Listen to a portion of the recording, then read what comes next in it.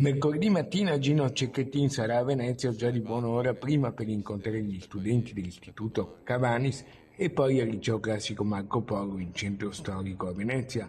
Poi alle ore 10:30 un momento di riflessione offerto alla città ad ingresso libero e senza necessità di prenotarsi in anticipo, che si svolgerà al Museo Musica nella chiesa di San Vidal vicino a Campo Santo Stefano. A promuovere l'incontro, che nasce dal volontariato ed è perciò molto importante, lo psicologo veneziano Giuseppe Baldan, formatore e titolare dell'Associazione Sportiva Dilettantistica Club Delfino, con sede ad Orsoduro nella Palestra delle Zattere, un appuntamento nell'ambito del progetto Tenerezza. Ci siamo resi conto che lavorare sulle emozioni, sul bullismo, su tutte queste questioni che occupano oggi il mondo della scuola era molto importante.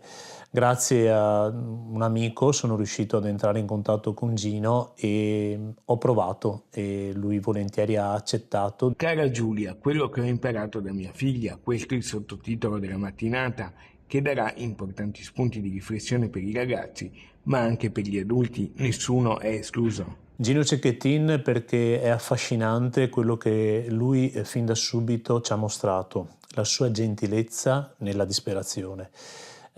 Io personalmente sono rimasto incantato dalla delicatezza che ha usato nei confronti della stampa, delle persone che gli stavano vicino,